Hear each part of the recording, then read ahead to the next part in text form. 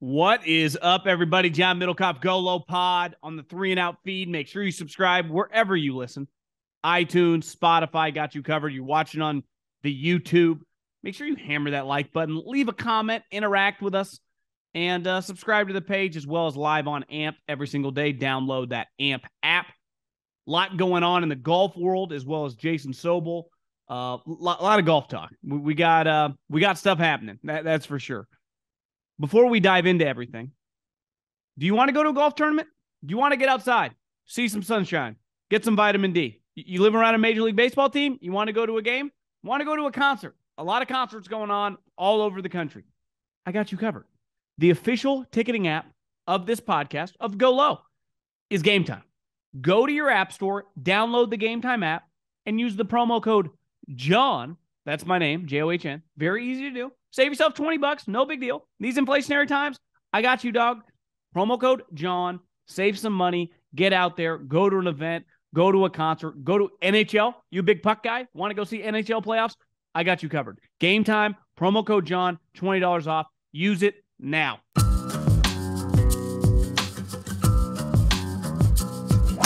The big story out of last week was Rory McIlroy not showing up. And, you know, for the golf nerds, you guys know the deal with these elevated events. A big part of it, like we just talked about, was all the top players getting together and playing because that's where the needle moves. That includes Rahm, Jordan, JT, Scottie. Those guys all played the Masters, right? Do you think John Rahm was exhausted? He literally said Wednesday, it was like, I could barely think. But he actually was like, I gained momentum toward like Friday and Saturday. I gained energy. Jordan Spieth finished top 3 and easily could have won the tournament. Obviously, these guys are gassed. But part of being in a business partnership, and that's ultimately what these guys are involved in, is being in it together. And it's hard because not everyone, and this was always, I always thought this was funny in the NFL, when like Tom Brady and Aaron Rodgers the last couple of years have been like, let's get rid of OTAs. We do not need OTAs. Well, yeah, you guys don't need OTAs, but the 6th-round rookie guard who's trying to make the team sure as hell needs it. Like, you are not the majority of the league. You're an outlier. Just like the majority of golfers aren't the top 15 guys. Those guys are outliers. But those guys are well needed for this thing to work. And a huge part of it was, like, you got to make sacrifices. The great part, listen, I haven't had a W-2 job now for almost 8 years. The best part about that is I can do whatever I want whenever I want. But the worst part about it is, like, I got to get it done. If I don't generate revenue, I don't eat. If I don't kill, no food on the table. That's the way it works. And there are pluses and minuses with it. But like, part of being a professional golfer forever was you picked your schedule. You got to do whatever you wanted to do. Besides, obviously, the majors and 2 or 3 can't miss tournaments. But for the most part, if you like playing at Harbor Town, or if you didn't, you pick and choose whether you want to play there, right? Do you want to play Torrey Pines, or is Torrey Pines not for you? Now with these elevated events, with these big purses, everyone's got to show up. And kudos to everyone that showed up. Jon Rahm, who I think it's fair to say currently is the best player in the world and is one of the best players we've seen of this generation, just won the fucking Masters, is getting to a point he's not Rory rich, but he's got a lot of money, and the money is really flowing these last couple of years. He had to be like, I want to go home. But he didn't just not go home. He played the tournament where he was struggling.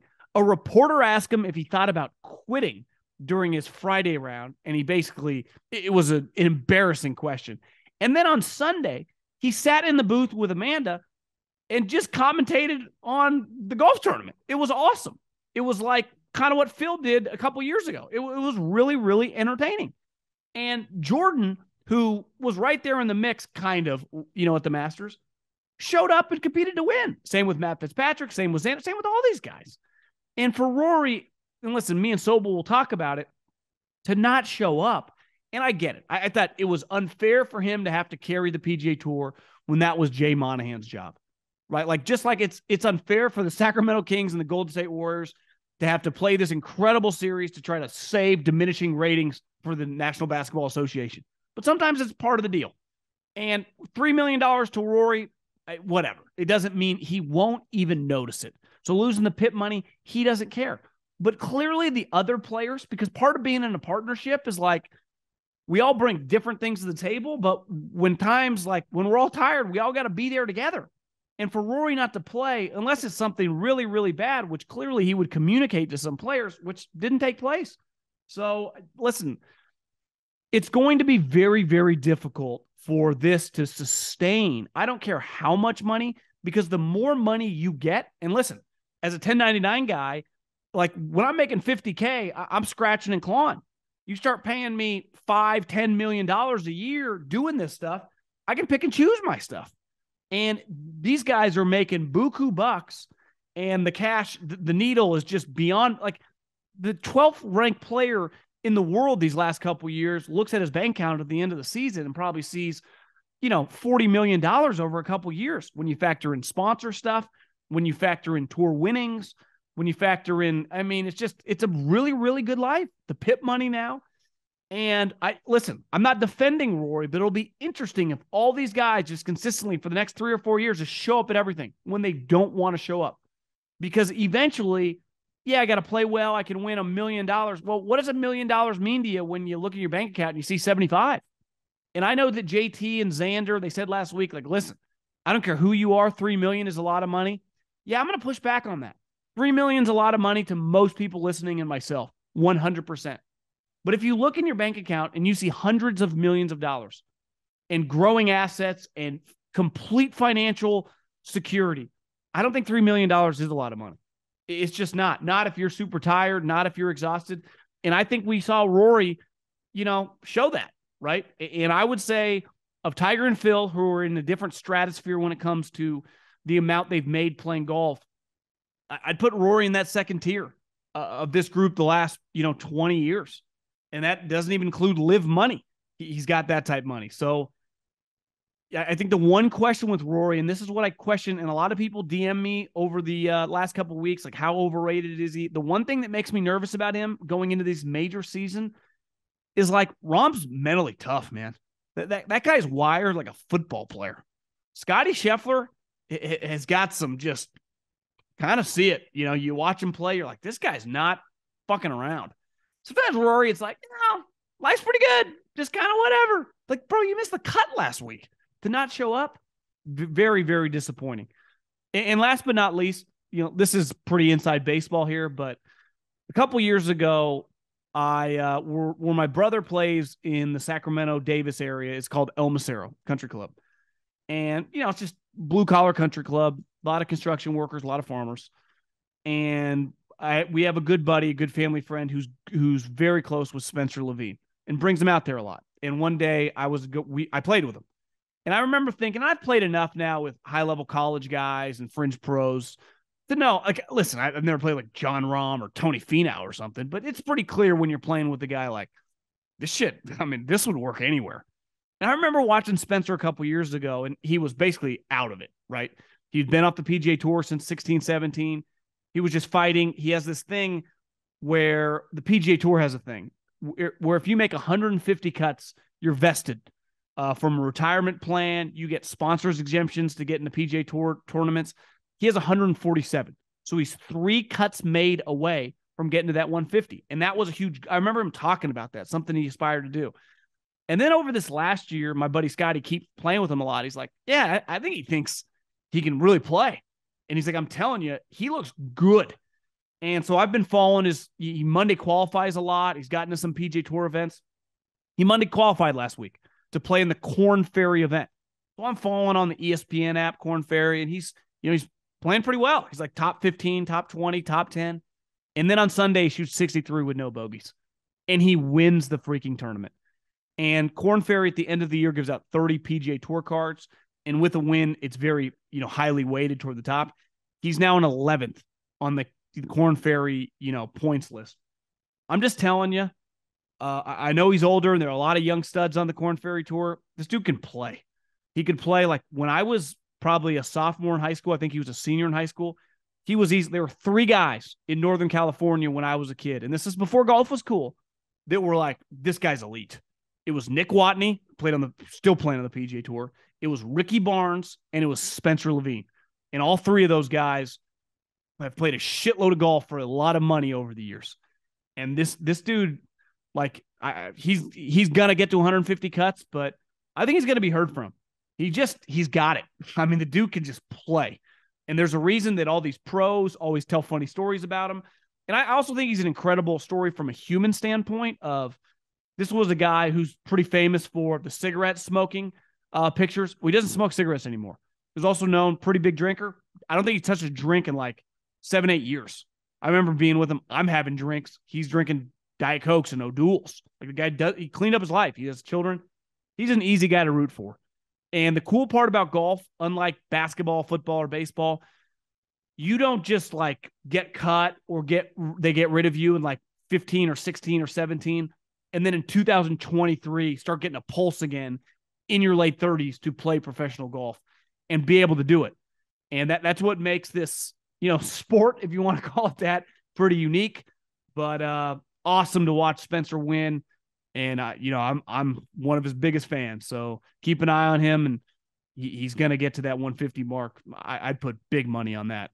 Let's start with Patrick Cantlay and slow play, which is something that has kind of taken over the golf stratosphere and the talking points. I've been in this business now, whether it was working in sports for teams or now talking about it, my entire adult life. Since I graduated from Cal Poly, this is the only industry I've ever been in. It's really the only thing I can do, right? And make money off of and be successful. That's all I got. I got one pitch, and I've done it. And as you're in this industry, the longer you are, you realize, the nuance of the way this all works. And I look at most things, unlike a lot of media people, from a business perspective, dollars and cents. Like that's what gets me going. How these leagues, how this podcast, how the whole thing, how we all are trying to generate money. And the whole point of pro sports, the reason why they get paid all this money, and it's not just high-level guys at the YMCA, is because of television. Without television, none of this shit would exist. None of it, right? They could not afford in modern-day times just to have, if TV did not exist, if you couldn't broadcast anything, and it was just the people showing up to pay for everything, it wouldn't pencil. Whether it's golf, whether it's basketball, whether it's baseball, couldn't work. Television changed the game, whatever, 35, 40, 50 years ago. And the contracts during the internet age have grown exponentially, right? Football is the best example.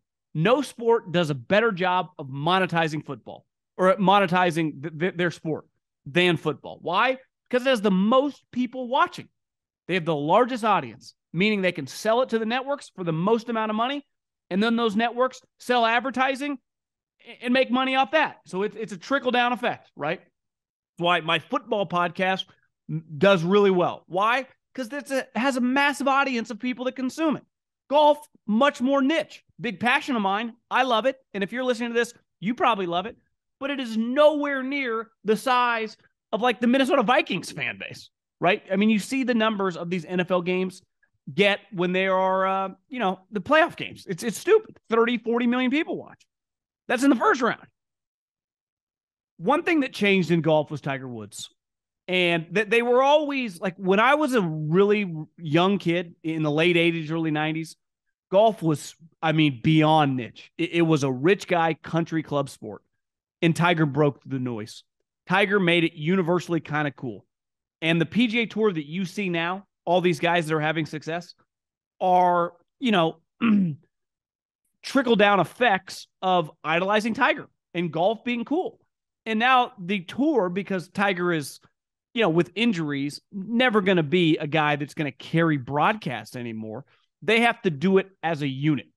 And we'll get into Rory in a little bit, but they've decided the way they can make money and get the best television ratings, because Tiger's not walking through that door consistently anymore, maybe twice, 3 times a year now with his bad leg, is they need the top players that are still around to be in the events. And it's really important. And Rory and Rahm and now Scottie Scheffler, these guys, Jordan Spieth, move the needle. They are really famous as a group. One individually can't carry you, but when you get multiple guys in the mix, it matters. And it's the reason that the tour is able to still sell for a lot of money to the television networks, because they can still get 2, 3, 4 million people watching random events, right? Let alone the majors that they have nothing to do with. But that's the point when the best players play. We saw last week, he got the best rating at the Masters in like 5 years. But Patrick Cantlay is a unique example of a player who is really good. He is what many would consider an ATM machine. I don't even know where he's ranked in the official golf world rankings, partly because I don't take it that seriously. But I think it's fair to say he is every bit in the mix consistently the last several years for being a top 10 player. He's elite.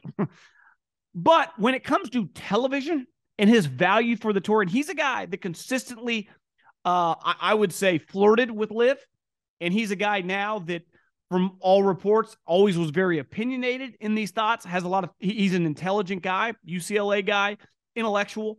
But when it comes to making money for the tour, for being a great player and being someone who a lot of PGA Tour events, some majors, is going to be in the mix, going to be on television, there is not a more replaceable top player than Patrick Cantlay. If I got rid of Patrick Cantlay tomorrow and just inserted Tom Kim or whoever, Ricky Fowler back into the mix, or now Jason Day, or whatever the player may be, it would not matter one iota. The tour could not afford to lose Jordan Spieth, Rory McIlroy, Jon Rahm. Those guys' value to the tour and to the television networks is really, really high. It matters a lot. Patrick Cantlay's value to the tour, the television product, I'd argue is closer to irrelevant than powerful. And his slow play now, I didn't watch the Sunday RBC Live. I was out screwing around. I just, Masters, you binge for 4 days. It can't just watch back to back to back every hour. Though I watched a lot of it on Saturday and some of it on Thursday and Friday. I went back and watched it because I basically get automatic DVR on my YouTube TV. I was going to watch basically the back nine of those guys. I couldn't last through a couple holes.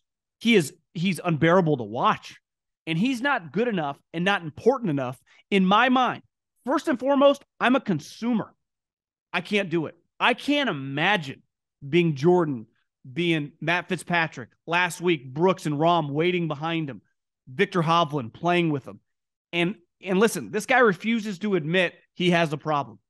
Listen, I play fast. I obviously just run-of-the-mill 4-5 handicap. I like fast players. You don't need to be lightning fast, but I tend to lean with Brooks and DJ and guy that keep a fast pace of play. Now, on a Sunday, in an elevated event, in a major, I get it. You got to take your time. Every shot matters. No different if me or you are playing. We had a $50 hole. I wouldn't expect it to be your fastest hole of the day. So I give you some leeway. But clearly, he has jumped the shark in terms of his pace of play. His decision-making, he just sits there and looks for fucking minutes on end. And then when he picks a club, a lot of guys, listen, some guys are slower decision-makers than others. But usually once they pick the club, they let it rip. This guy is like watching, syrup pour out of the bottle. It's like, come on, man. And he's just not important enough to the money-making apparatus that is television and the PGA Tour for this to continue without someone drawing a line in the sand. It has to end. It's not fair to his playing competition. It's not fair to us, the consumer, because it's not a good watch.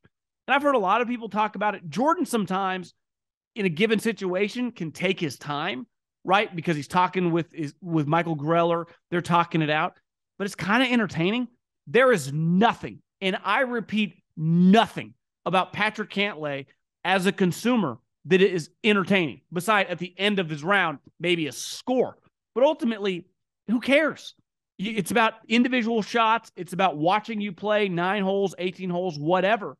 He's an awful watch. And his slow play now feels like he's getting slower by the week. The tour needs to do something. I don't have the answer, but it's just not okay because he's not important enough for it to keep letting it fly.